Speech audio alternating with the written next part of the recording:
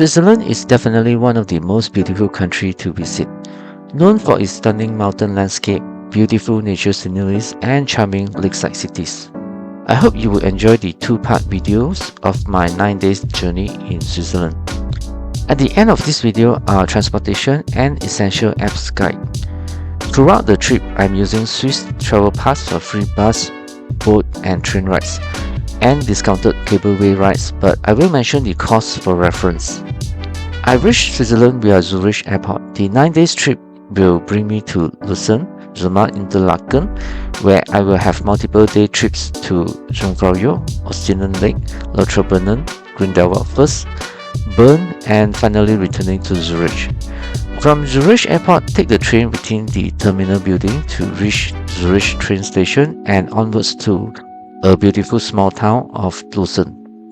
Train to Lucerne takes around 50 minutes for 27 francs. First location to visit is the Lucerne Jesuit Church. It is the first Baroque church built in Switzerland, north of the Alps. Definitely a very beautiful church both externally and internally, with fantastic ceiling paintings, impressive altar and organ. Entry is free.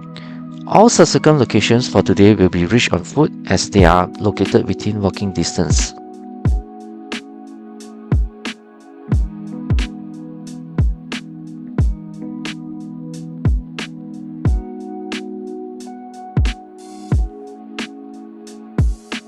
Located just in front of the church is the iconic chapel bridge.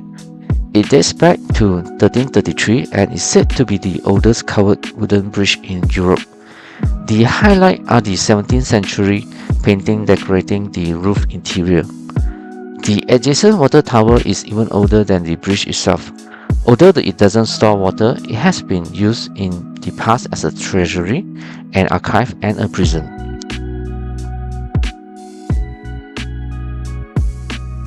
After crossing the bridge is the Old Town area. Take a stroll in the charming cobblestone streets and try to spot the famous painted building facades Lucernes are famous for. The weather was not ideal on that day for me, but on a sunny day you can get a seat next to river rills while enjoying a meal or drinks.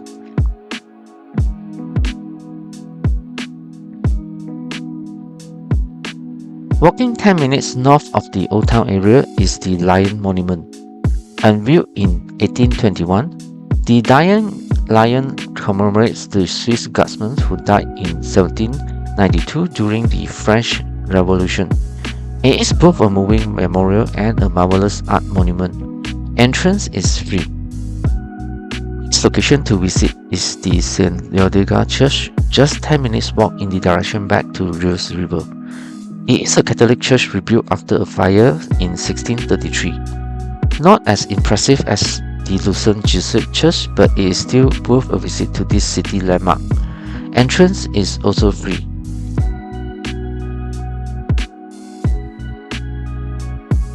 The lakeside promenade is just a short walk away from the church. If the weather is good, it is a lovely place to take a walk and enjoy the lake view. There are also a few piers in this area that host scenic boat tours. This only offers half-price discount with Swiss Travel Pass.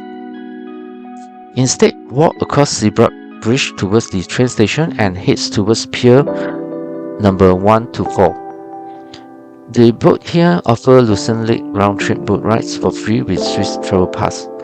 Normal full fare is 30 francs. The roughly 1 hour idyllic boat ride gave a first taste of scenic Swiss lake sceneries. Later in this trip, you will see even more stunning views during the boat rides at Thun Lake and Brienz Lake near Interlaken. For the second day morning, visit the local mountain viewpoint of Mount Pilatus at 2,132 meter altitude. The journey starts by catching the number 1 bus from the bus stop A located just outside of Lucerne train station to Cruens Centrum Pilatus. The bus ride takes around 15 minutes. From there, follow the Pilatus signboards and walk around 15 minutes to the base of the gondola station. The gondola ride ends at the second last stop of Fragment Lake.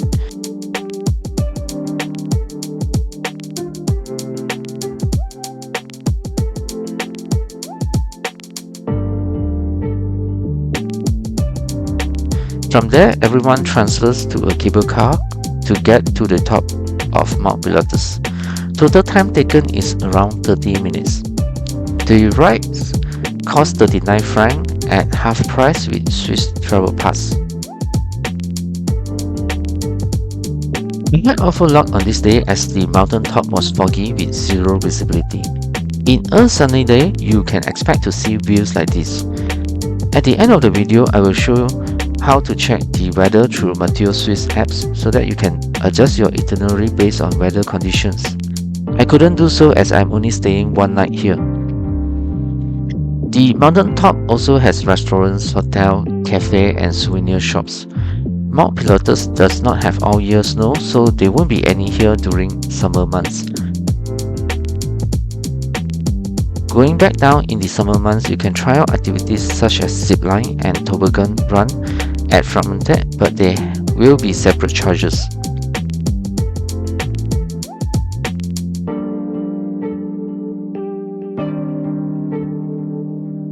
After returning from Mount Pilatus, I travelled by train to Zermatt. The whole journey took 3 hours and 14 minutes with 2 connecting train change at Bern and Vips. It costs 122 francs. Train travel in Switzerland is expensive. In the part 2 video, I will share how much you can save with either the Swiss travel pass or half-fare card. Zermatt is a picturesque, car-free mountain resort town in Swiss Alps, best known for its breathtaking views of perhaps the most famous Swiss mountain, the 4,478 meters high Matterhorn.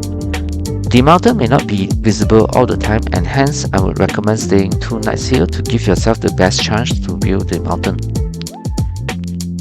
If you reach here early evening, take a stroll in town and admire all the lovely wooden buildings.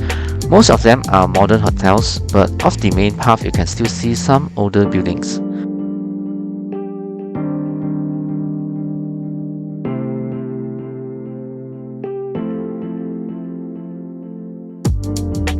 I will show here some excellent photo spots beside the stream that runs along the town. Do look out for any clear Matterhorn view as it's not a guarantee.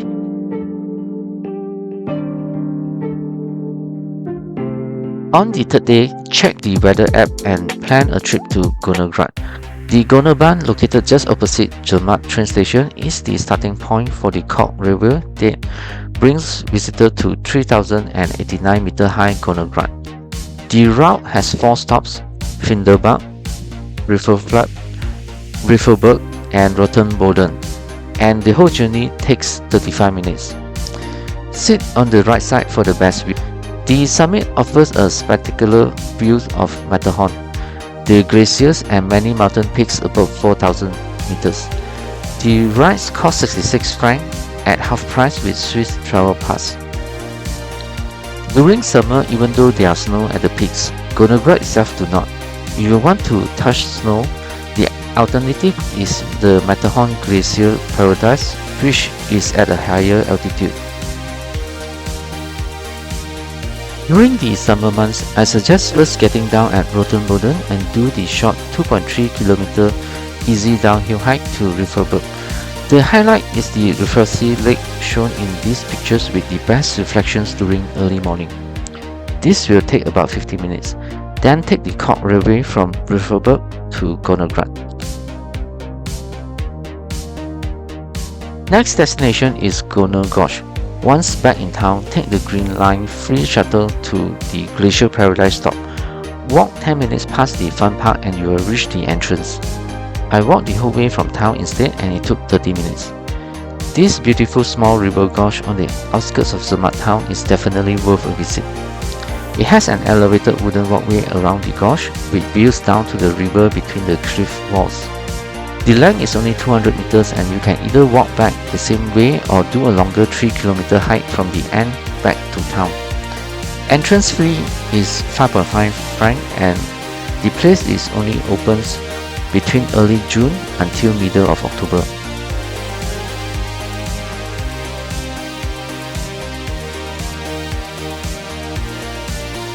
To end the day, catch a panoramic view of Zermatt village at Matterhorn Viewpoint. You can check Google Map for the exact location. It is past the Leodegar Roton Valley Station and The steep uphill stairs will take about 20 minutes. Unfortunately for me, the Matterhorn is covered by clouds this evening. This is a popular spot to take night view photography, but do check the sunset time before coming here. It only got dark at 10 p.m. when I visited in early June. The spot is free to visit. A quick reminder to help like and subscribe to my channel for the part 2 of Switzerland videos. For the 4th day, if you miss out on going up to Gornergrat on the previous day due to weather, you can do so this morning. Otherwise, take the train to Interlaken.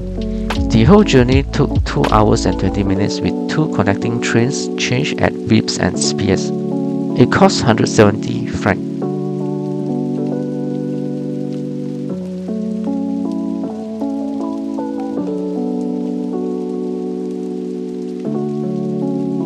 First activity in Interlaken is to take a boat ride to Thun Lake. It is the largest lake in Switzerland and have better views than Lucerne Lake.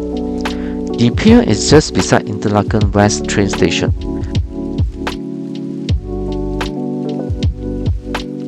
One-way trip to Thun town takes about 2 hours 10 minutes and costs 51 francs, or free with Swiss travel pass.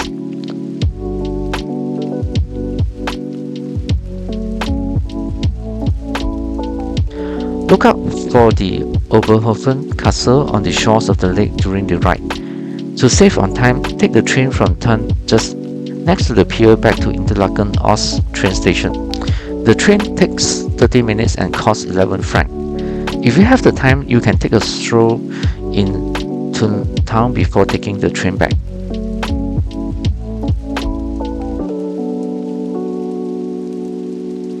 From Interlaken Ost train station, it is just 10 minutes walk to Klum funicular railway. It is Interlaken's own mountain peak and the most popular attraction in the area. From the summit of 1,322 meters, there are breathtaking views over Brienz and Thun Lakes, as well as the Bernese Alps. At the top, you will also find a restaurant, walking trails, and a viewing platform. I tried the cheese fondue here. Food quality is decent considering the location. The entrance fee costs 22 francs at half price with Swiss travel pass. Do note that you will likely encounter a long queue due to its popularity.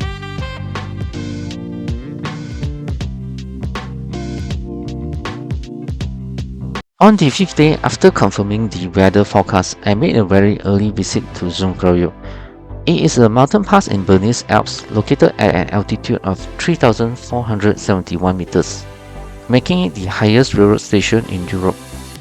Both Sphinx Terrace observation deck and glacier plateau area offer spectacular views of the surrounding mountain peaks and the 23-kilometer long Ehrlich Glacier, the largest glacier in Alps.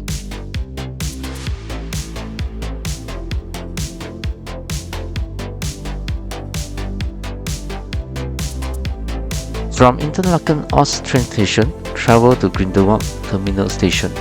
This takes 30 minutes and 11 francs. Then get the tri-cable Eagle Express gondola to Eagle Glacier. Once at Eagle Glacier, change to Jungfrau Railway to reach Jungfraujoch. This portion costs 169 francs with a 25% discount for Swiss travel pass. Half-fare card gets a bigger discount at 50%. The journey takes 45 minutes. If you are early enough to take the first 3 connections to Jungfraujoch, you can buy the Good Morning ticket, which costs 95 francs with Swiss travel pass. This gives a major saving with the condition that you must depart Jungfraujoch by 1:15 p.m. There will be a long queue to take photos with the Swiss flagpole at Glacier Plateau area. If you are here early, go here first.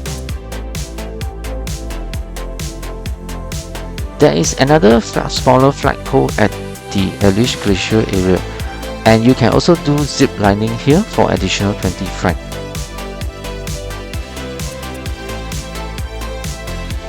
If you are a hiking fan, there is a 50 minutes 2.4 km each way hiking trail to Mönchsjochhütte. It is the highest staff hut in Switzerland and contains a restaurant. You can also go in to take in the views as I did. Do prepare a sun hat, sunglasses and put on sunscreen as you will easily get sunburn at this altitude. And even the small inclination can easily cause tiredness. This is definitely a very unique experience for those not from winter countries.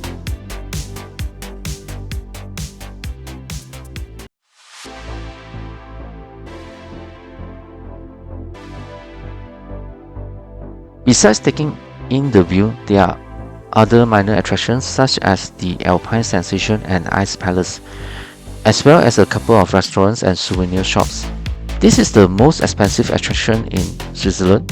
If you are on a budget, Gornergrat in Zermatt might be more affordable option to have experience with snow and looking at a glacier.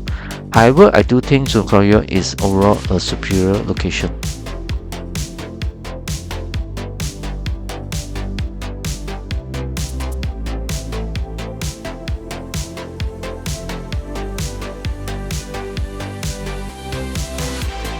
After returning to Interlaken station, take the 1 hour 20 minutes boat ride on Brienz Lake to Brienz. I consider this the best boat ride among all in the trip. Brienz Lake is smaller than Thun Lake, but it has more dramatic cliffs and rolling hills throughout this scenic ride. The pier is just located beside the train station and costs 17.5 franc. To save on time, take the train from Brienz just next to the pier back to Interlaken train station. The train takes 20 minutes and costs 11 franc.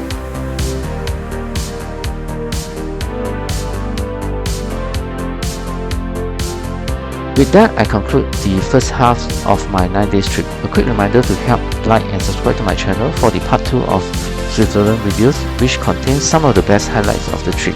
I will now cover the transportation and essential apps guide you will need to have a smooth trip. Switzerland has very good train, bus and boat connections, so ideally you want to take advantage of this. As long as you are taking 1 or 2 train rides a day, it is always a good idea to get either the Swiss Travel Pass or half-fare card. The Swiss Travel Pass comes with 3, 4, 6, 8 or 15 days validity period and allows for free train, bus and boat rides, discount on cableway rides and free access to tons of museums. Half-fare card costs 120 francs and you will get half price on train, bus and boat rides, discount on cableway rides for 1 month duration. Second class category is good enough as the seats are very comfortable. Generally, choose the half-fare card over Swiss Travel Pass if you do not plan to travel on train daily, as the price for Swiss Travel Pass is high. However, with half-fare card, you will need to purchase tickets on the SBB app on every ride, and this may be a bit of a hassle. With Swiss Travel Pass, you can just hop on to any train, bus or boat without buying tickets. In my part 2 video, I will show that for a train and boat intensive trip like mine, you can save more with Swiss Travel Pass. It is essential to download SBB Mobile and Google Maps for your trip. SBB app will provide accurate train, bus and boat schedule. Taking the example of Lucerne to Zermatt train trip, after choosing which train schedule you prefer, it will provide the connection details. Here it shows the train depart Lucerne at 10 AM from platform 8. You will arrive Bern at 11 AM at platform 3. You only have 7 minutes to move to platform 7 to catch the 11:07 AM train to Vips. It arrives at Vips 12:02 noon and the next connection is at 12:08 noon to Zermatt. You do have to move quickly between the different platforms. And the price of 61 francs shown here is already assuming 50% discount, as it assumes everyone have at least the half-fare card.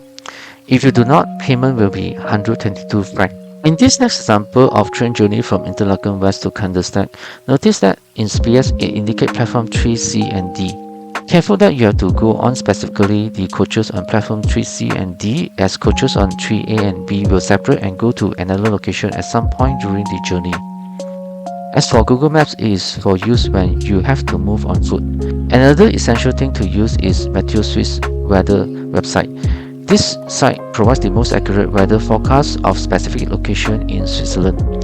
It is very important to check the weather before going up any mountain viewpoint, as you can end up with cloudy conditions and not see anything. For this example, the weather for Jungfraujoch shows rain of less than 2 mm. Further details show it is sunny during morning but might be cloudy and snow in the evening. So it is good to make the trip in early morning. All mountain viewpoints would have real-time webcam websites as well. For example, this is the view at Klum at 4 p.m. If it is cloudy with no visibility, you might want to change your plans. Hope this information helped for your trip to Switzerland. Do help to like and subscribe for my channel for the part 2 of Switzerland videos.